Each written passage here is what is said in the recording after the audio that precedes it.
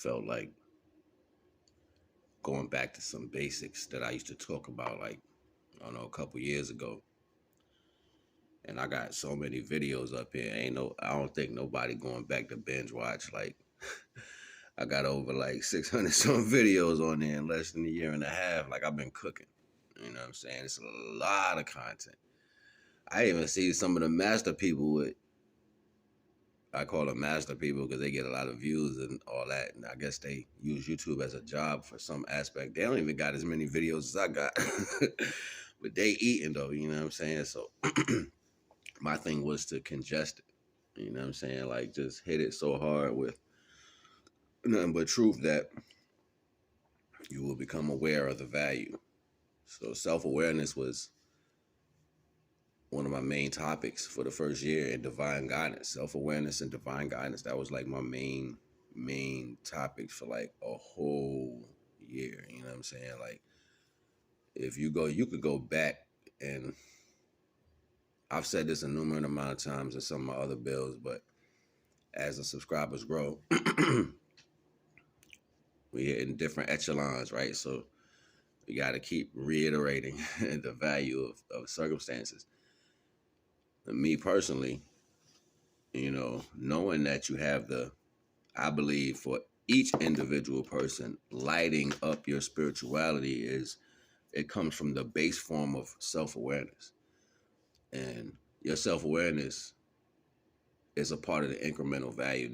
I think I'm going to do incremental 13 on that, self-awareness. But you guys got to wait till I get my my supplies. But yeah, so yeah, self-awareness, man. Self-awareness is dope because it's like it's so many parts of your body that's trying to make you aware of things. You know what I'm saying? It's just not, you know what I mean, your closest accolades to knowing things. It's not like your nose, your eyes, your mouth, your hands, your skin. It's not just that. Self-awareness starts to hit you in different vibes. Like you be feeling stuff all over your body, you know what I mean? And I know you guys be feeling it, but for the most part, I wonder if you have that in order. I wonder if you have that in a retrospect to what that means, particular signal, what that means, particular space and body. What does it feel like when it's coming from out of you or going in you in reverse? These are things that are strong to understand when you're dealing with self-awareness that ain't nobody gonna teach you because these mother effers don't know. These mother effers don't know. So, it's crazy because as much as I don't know about my elders, the things that I did see about them taught me so much. And I don't know if it's different for everybody, you know what I'm saying? But like I could be around somebody and they not say anything about a lot of stuff. And I hear so much coming off them. You know what I'm saying? That's, I remember when I was in school, right? It was this Caucasian fella named Mr. Ballard. If you've been watching me for a long time, you hear me talk about this guy. And he was deaf in both his ears. And he used to have like a funny dialect. He used to talk like this. But nobody, not even my family, cared for me like that man did. It's a white man. Like he really cared for me. Like, and he would tell me about discrimination. He would tell me about how people treated him like blacks. And I didn't even understand how to take that. He was explaining to me when I was young. And he had this look in his eyes like he was just, like a dog always getting hit. He had that look in his eyes. Like he just got tired of being beat by everybody. And then even when he got around me to help me learn, he had this Pee Wee Herman look on him. You know what I'm saying? Like he used to dress like Pee Wee Herman kind of, but he was deaf in both his ears. He used to have like his hair cut with the part, not the piece that brushed with the part on the side and his floop over like this. And he used to talk like this. He's like, George, I'm trying to help you, George. And as a little kid, you know what I'm saying, that was like hard for me to like take him serious, like in the third grade and stuff like that. Cause I'm a kid, you know what I'm saying? You saying funny sounds and all.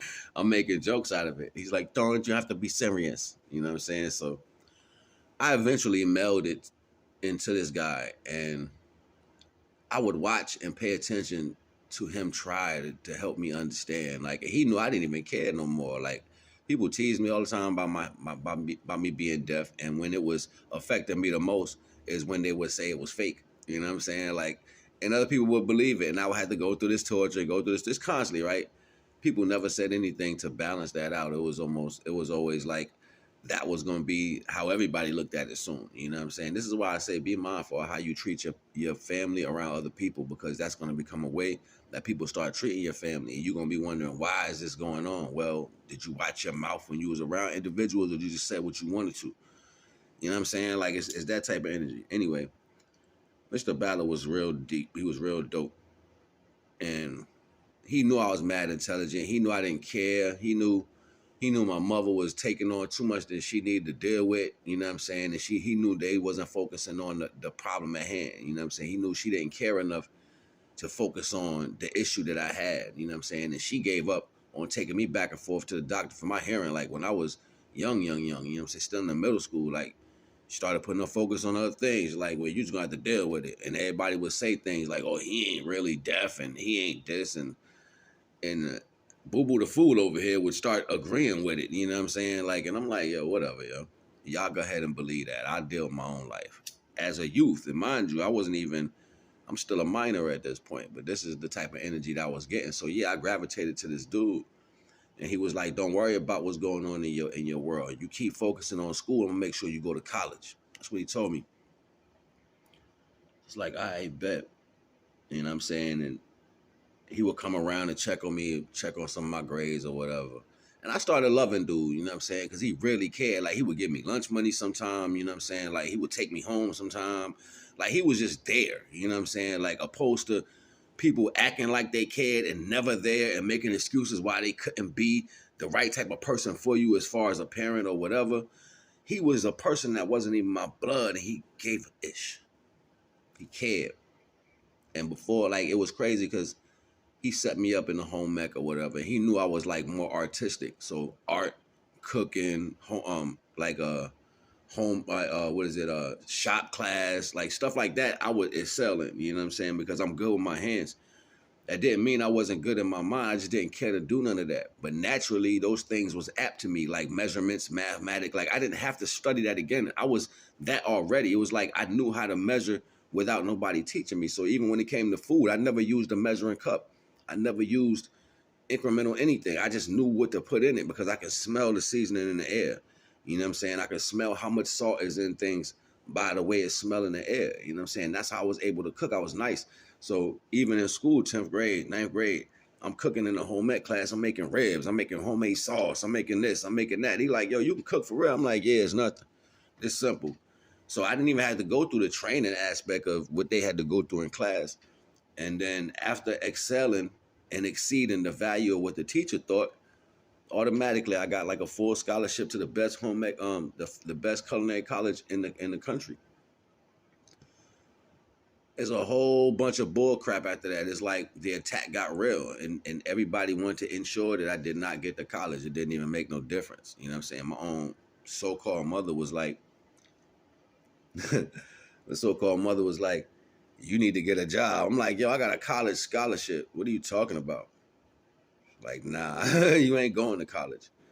And then now to this day, they make up a story like, you know what I'm saying? Like that never happened. You know what I'm saying? It's more deep into it, and I don't even like going into it, but because this story was about Mr. Ballard, it wasn't about the bull crap I had to deal with coming up because people didn't want to take responsibility for their own actions. Like, you know what I mean? It wasn't that type of energy. It was more or less like I give up on that because ain't nothing else coming up out of that. We're gonna do us now. You know what I'm saying? It was like, nigga, you on your own type energy. So I was like, oh word, right? Crazy thing was Mr. Ballard died. You know what I'm saying? He died like right before I got out of high school. That thing broke my heart, yo, because I knew he cared. I know he really gave a damn, and I knew in his energy he was gonna make sure that I was gonna be successful, no matter what. As a young person who didn't understand the difference in between what's going on in the world, he was gonna make sure that I was successful. And what's crazy was that was a Caucasian man who did that for me. My own family is the one that held me back. to make sure that didn't happen. Self-awareness, be mindful of your surroundings. NAGA.